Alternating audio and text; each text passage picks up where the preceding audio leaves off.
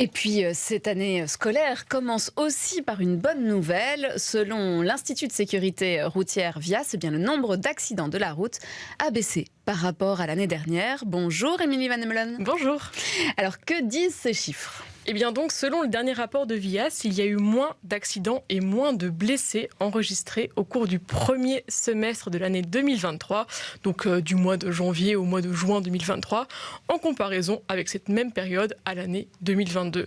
Alors par exemple, si on prend le nombre de blessés de la route en région Bruxelles-Capitale, ce nombre il aurait baissé de 10,2% par rapport à l'année dernière.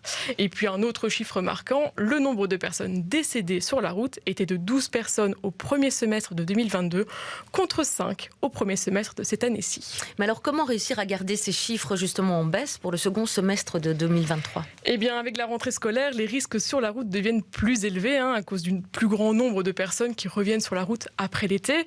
Et donc VIAS rappelle aux automobilistes mais aussi aux parents de bien faire attention sur le chemin de l'école, notamment parce que le début des secondaires est bien souvent synonyme de début d'émancipation pour les jeunes.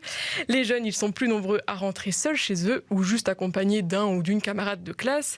Les parents, ils ont donc moins la possibilité de garder un œil attentif sur ce que font leurs enfants. Or, la préadolescence, c'est aussi l'âge où on teste un peu les limites. Les jeunes sont plus nombreux à traverser le passage piéton au rouge ou à envoyer des SMS pendant qu'ils roulent à vélo. Ils adoptent des comportements à risque auxquels il faut être bien attentif en tant qu'automobiliste et en tant que parent.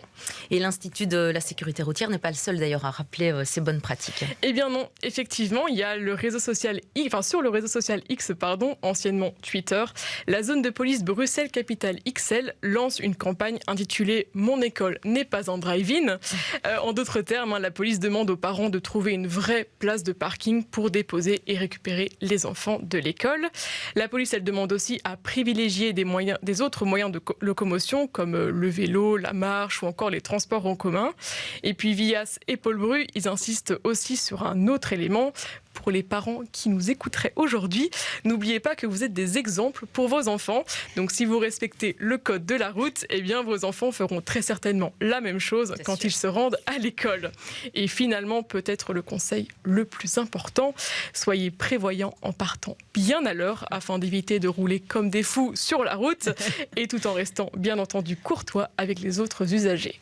Merci Émilie pour tous ces bons conseils. J'espère Fanny, vous les avez appliqués ce matin ? Moi, j'étais à vélo ce matin. Vous n'avez pas déposé les enfants ? Non, j'étais ici. Et non, c'était pas moi. J'ai pas eu cette chance ce matin. Bon, merci beaucoup en tout cas, Émilie.